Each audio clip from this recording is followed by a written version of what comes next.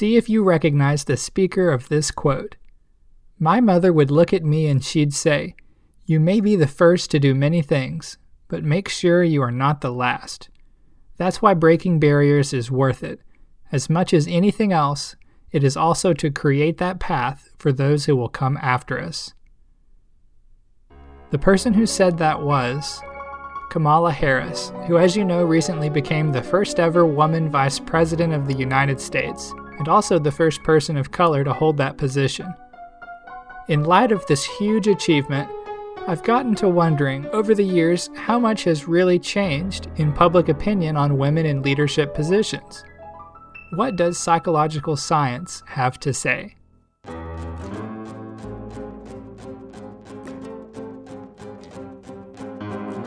Hi there, this is Bradley, and you're listening to Psych Everywhere, a podcast brought to you by Psi Chi, the International Honor Society in Psychology.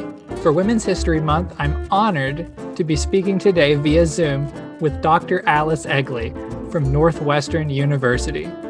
Dr. Eagly is a social psychologist known for her work on gender, feminism, attitudes, prejudice, stereotyping, and leadership.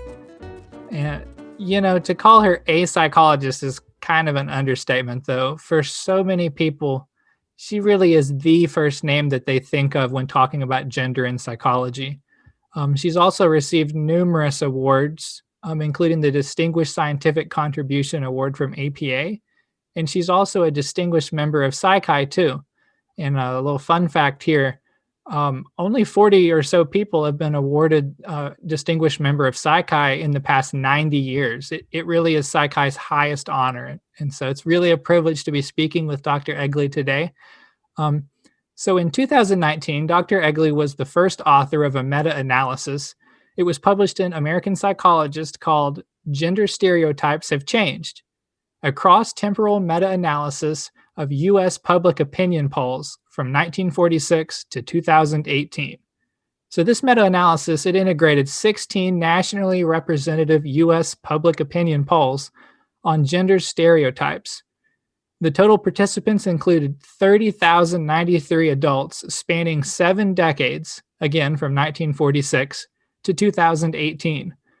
So in this episode, we'll sort of unpack the key findings from that article and have a candid conversations about what the findings mean for women both in the present and in the future.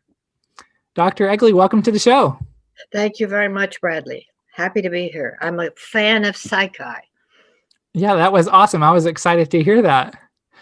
How did you get involved in Psi Chi? Well, I did at my prior university. Actually, Northwestern doesn't have a chapter, but when I was at Purdue University, Psi Chi was active, so I was pleased about that. Great. Well, I have 6 questions today that I've already shared with Dr. Eagly earlier, so I guess we'll go through those 6, and then if we have a little time to talk after that, we'll just kind of see how it goes. So my first question is just sort of to set the stage.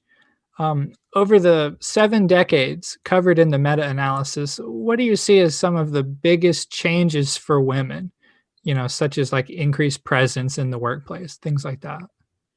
Well, let me give a bit of background. This is a project I've been trying to do for decades because I wanted to see what happened to stereotypes over time. And it took a lot of digging to get into that public opinion literature, surveys. Well, a good thing is a lot of surveys are archived, and that's the only way we can get data from 1946. So these are not psychology research articles. These are projects that were done by polling organizations like Gallup. And so we were very excited to find data going back to the 1940s. And contrary to what many people have claimed, the gender stereotypes haven't changed. They're just frozen in place. They're not at all frozen. They have changed quite a lot. And the finding that is most encouraging to women, and most represents their progress in the labor force, entering the labor force and entering in over time into higher level of jobs. Jobs requiring more education as women became more educated, and in fact have become the more educated sex in recent cohorts, so having higher levels of college graduation than men. And so women were enabled to move into more demanding roles, intellectually demanding roles. And so we see a change in competence. So it isn't true as it once was that people thought men were more intelligent or more competent than women. That was true back in the 1940s. But now most people, if you ask them in a poll, um, they say equal. Men and women are equal in competence, but some people don't say equal. They choose men or women. They are a minority, but they're 20% or so, and more of those choose women than men. So there's a tilt toward women being seen as the more competent sex. And so that's the most striking finding. Mm-hmm. And that's true on just if you look at pure intelligence, the one item, because they often in the polls did ask about intelligence, or if you ask like a broader set of competence items, we get that favorable shift to women, even slightly overtaking men in the public perception of what men and women are like. So sort of before we go to the next question, I kind of jotted down kind of my idea of like what a summary is of the key findings. So it looks like you sort of in the meta-analysis you study these four things really: competence, intelligence, which are compared a lot of the time, and then communion and agency. So for communion, and that's like compassionate, warm, expressive. It's for women that showed signs of increasing over time. And then competence and intelligence, those showed increases over time. But then surprisingly, agency, which is how ambitious or assertive or competitive someone is, that didn't really show much of a trend. No. So I wondered, why do you think that it didn't show a trend, and what could be done maybe to like correct that? I think it has to do with the kinds of roles that men and women are in. So when you get into roles that demand a high degree of aggressiveness or competitiveness, and you could say, well, maybe being a CEO in the Fortune 500 would demand that. Or being some kinds of people who trade stock on the floor, and they're always yelling at each other. Those kinds of roles where we see overt displays of aggressiveness are not female dominated. They tend to be male dominated, and higher level leadership, particularly in the business domain, tends still to be very male dominated at the highest levels. And so we see men in more agentically demanding roles, and so we see them displaying that behavior, and women are not concentrated in those roles. Politics is another domain that's very competitive. You have to run for office, and then maybe somebody will, run against you the next time and whatever. And there we see fewer women than men in office, although it's been certainly women's representation is increasing. The Congress is now what, 27-28% women. It was zero when I was a child. And so it depends on what you see men and women doing, and you still see more men in those agentically demanding roles. So what could be done? Well, we women have to keep at it, like in terms of women running for Congress, say, is one example, and winning. Once women run, their political scientists tell us they're equally likely to win as a man. It's just getting in there and deciding you want to have that kind of a life and job filled with constant competition and conflict. So it's more role change that would be necessary to change the perception that men are more agentic than women. Mhm. So we're talking about perception of communion and intelligence and agency. How do these perceptions compare to like actual intelligence tests and things like that? Well, that's a very good question because we psychologists think we know how to measure these things, right? Uh-huh. And well, on intelligence, psychologists have long claimed that there's no sex difference in terms of the actual data. Um, and so we could say, well, people finally understand that. But it's a more complicated question, say, for communion and agency, which loom large in the stereotypes. Um, so many psychologists like to claim that, all psychological sex differences are small, and so the stereotypes are wrong, right? They're just empty Mhm. myths, which we get from fairy tales or something, or Disney movies. They're often implicated in this.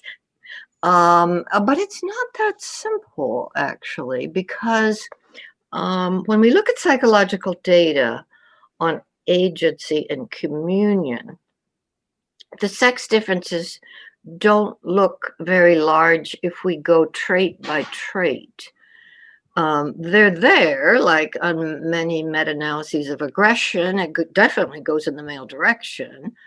Um,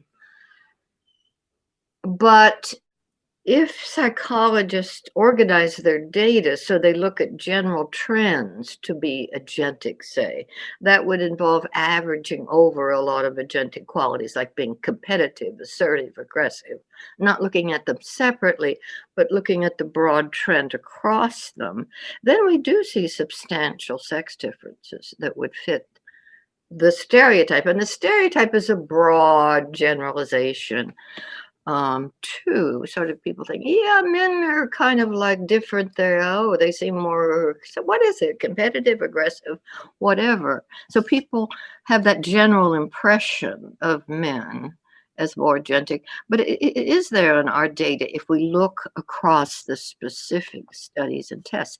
Similarly with communion.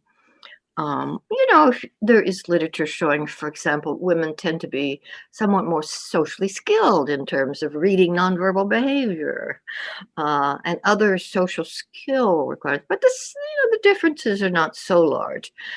And but when we average over a lot of psychological tests of communal qualities, we do see a very substantial sex difference. So my argument is that stereotypes are not empty. They tend to be, they tend to, in a general way, map onto psychological data if we look at the general overall trends in the psychological data to be agentic or communal. I see. So here's something, I don't know, maybe this is just my generation's perception or whatever, but it really surprised me. In the 1940s, people didn't report that women were really any more communal, which again was compassionate, warm, expressive than men, and that actually has increased over time. I Right. guess I've watched too much Leave It to Beaver as a kid and have no real experience in the 40s and 50s. So this Right. really surprised me. Why do you think that was? Well, that's the most surprising finding for most people. Um, Back in the 1940s, most women, particularly, middle class and above, not particularly true of poorer women, but were in the home. My mother was a homemaker, and all my friends had homemaker mothers. And so they're kind of confined into roles, right? And so, how do we know? For one thing, on the one-on-one, you didn't maybe see or meet that many women because when you went out, a lot of job roles were male dominated. Um, but then over time, women have entered the labor force, a very high labor force participation of women. But what's happened is we've produced a segregated labor force. How I see. many truck drivers are women? Hmm. How many nurses are men? Well, it is about 5%. How many kindergarten teachers or teachers of young children? A job that takes a whole lot of social skill. Um, are men. It's it's near zero. It's like 2% or something. So what we did is we created massive new evidence of women's communion by the kinds of occupational roles that women have chosen to go into or end up in. And so if you look at the labor force, there's a whole lot of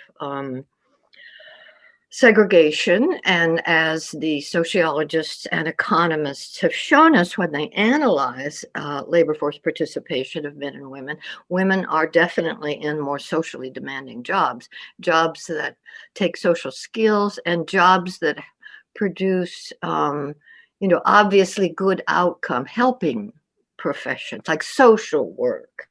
You're creating a social good in a direct way for other people. Those jobs tend to be quite female dominated. So the evidence increased of what women are like. Why did they do that? They could have done anything. Why didn't they become like truck drivers or something else? Well, women didn't. And so people are influenced by what they see. And so they see women dominating those kinds of jobs, which have greatly increased in number as the labor force has expanded in jobs that require social skills. And so there's a lot of room for women to be in those kinds of occupations. So there's simply much more evidence because of the segregation that women produced when they entered the labor force, and that has continued over time. So I have a couple of other questions if you've got the time. Sure. Okay, so being as successful as you have in your career, it just seems like such an obvious question to ask. Do you have any tips for women who are looking for positions in leadership? Oh, yeah, that's a very good Mm, question. Well, first, I should say that, women are becoming a lot better represented in leadership in some domains. And you could probably predict what they are. mm. For instance, being a principal of a school. That is an important and complex leadership task. I couldn't imagine doing it myself. Um, it is over half female. And then even presidents of universities are now something like 30% women. Nonprofits have a very good representation of women as CEOs. So it isn't as if women weren't achieving leadership positions, but they tend to be, they become leaders more often in those domains, such as education and nonprofits. And where women lag in terms of leadership would be business careers and political careers.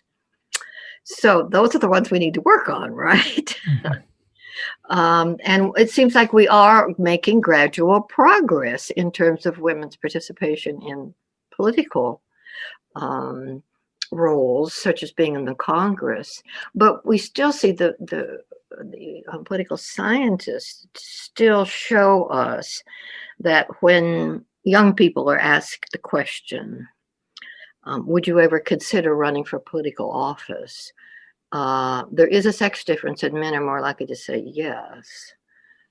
So there's something we can work on to see the value of a career in politics. Um, I think if women would understand that it is for the greater good, you're trying, if you're the representative of the people, you have a chance to make the world a better world, right? And so it's an area where women's ambition is increasing. But, I think we need to have a push in the direction of political representation. The other area would be business leadership at the high levels.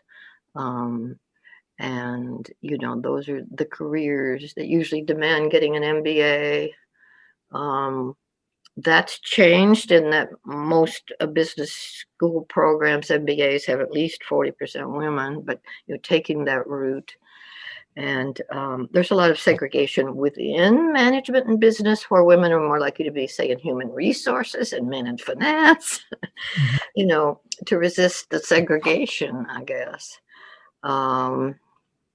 There are many challenges, I think, for women in some leadership contexts because women are seen as the less agentic sex, right? And so people aren't as confident. If they think leadership is an agentive role and you have to be aggressive and take charge and be competitive, then women have a bit of a challenge to prove to other people that they can do that kind of thing. And so there is a challenge. And, when women do come on strong and act in an aggressive, competitive manner, they often get backlash. Oh, who is she? Oh, my goodness. She's scary, right? And so there are those challenges that will erode only over time as more women enter those roles. They may enact them somewhat differently than the way men do. But that's a long-term project. What, thinking of like skills or experiences or decisions or really anything, what do you think helped you personally along your career journey? Oh, okay. I've had an academic career, Mhm. and yeah, there were many challenges. I didn't feel all that confident, with my PhD in hand, and to go out to a university. There are many challenges in the career, but I think just to be persistent is is my advice, and try to learn as you go along. You can't expect everything necessarily to work brilliantly in year one. Maybe it's the teaching that's hard for you, or maybe to find the time for the research, or whatever. I was always at research universities, so I was expected to produce research, to publish research. But I had all those other things I was supposed to do. So, to give yourself some time, mentally, that, just be persistent and work at it. And for me, my first love has always been the research side. And so I was fortunate to have positions where I could do that, and above all, to have wonderful graduate students to work with and colleagues has been very important to my career, because all my best articles are written together with people who were graduate students, sometimes at the time it was written, or at a later period. So I've had wonderful people to work with, and that's very important, because you really can't go it totally alone.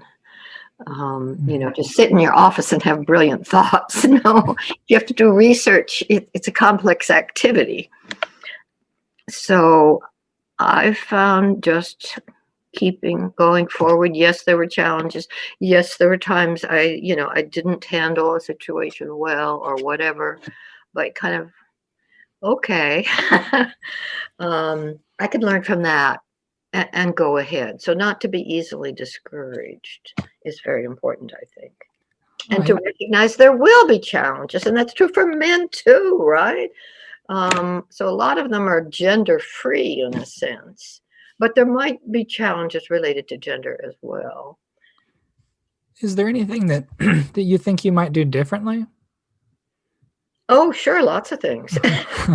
I think about situations that didn't go well, or a relationship that I thought I didn't handle as well as I should have. Um, there's always some directions in research that don't work that well, or maybe I did studies there, and they didn't seem to work that well. And, then I sort of found something else. So, yeah, I think that's true for anybody who has a complex set of obligations and activities, that it's up and down, you know. Um, so yeah, I wouldn't have tried such a study, or I would have worked harder to make a relationship work or whatever. Yeah, there's a lot I would change, but you don't get to do it over. So the do-over is your present, where you allow yourself to have learned. I've learned a lot of most of what I learned about research was not certainly in graduate school. It was all later on. And writing is very important in the kind of academic career I've had. So, I've gotten gradually to be a much better writer, but took a lot of writing and feedback and effort until I could become, I think I'm quite skilled now, but I certainly wasn't when I got my PhD. So you just continue to learn and forge ahead. Okay. Well, I have one last question. Since we'll be releasing this in Women's History Month, I wondered, can you think of any women mentors that you'd like to recognize? I'm so old that my professors were men in graduate school. And when I got my first job, it was at Michigan State University in a very big department, like 50 faculty or something. And there were besides me, there were exactly 2 women. And one was a woman who was sort of a recluse and sort of didn't come in, and was kind of not part of the faculty. And there was one senior woman. And so my chances to have female mentors were very small. But I would say that I would credit my mother. That she was always very supportive of me having a career, and supportive in terms of facilitating the education that I got, and always admired that. She herself had been a homemaker for many years, and then when I got into my late teens, she went back into the labor force. So she had a rather traditional life, but she definitely was pleased to see that I was not going to have such a traditional life. So she was important. And then female colleagues, there's not any one, but even back then, like when I got my first job in that extraordinarily male-dominated department, there was one woman there that was supportive, and then more women got hired, and so I think then the women colleagues, we would to some extent support one another and talk with one another about whatever issues we had. And so I think the group of colleagues was always important. Well, I just want to thank you so much for agreeing to do this and doing it so quickly as well. Yeah, well, I'm glad, to discuss this recent study we published, because it was such a long, as I said, I'd been wanting to do something like that for a long time. But, to have the right data was to be able to pull out the public opinion data. I sort of been kind of working on that for about a couple decades at least. But then also I got wonderful collaborators here. And David Miller, I should particularly note, he is so very skilled on quantitative analysis. So he boosted the sophistication of our quantitative analysis. So the good collaborators are very important. But I'm very happy with that paper. I think it has some real news in it. Right. I was certainly surprised. Yeah. And that I hope people will sort of correct some of the things they say about, stereotypes never change and things like that. They do. You've just listened to another episode of Psych Everywhere. If you enjoyed this episode, I encourage you to go check out Dr. Eagly's other Psi Chi interview. That one's published in Ion Psi Chi magazine under the title, Is Leadership the Most Important Gender Issue of All? I'll include a link to it in the show notes for this episode. Also, Because this is Women's History Month, Psi Chi created a new Women's History Month online resource. Again, check for a link in the show notes for this episode.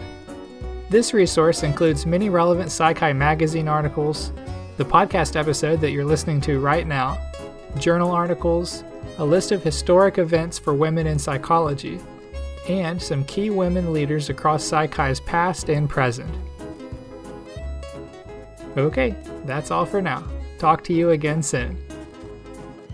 Copyright 2021. Psi Chi, the International Honor Society in Psychology. All rights reserved.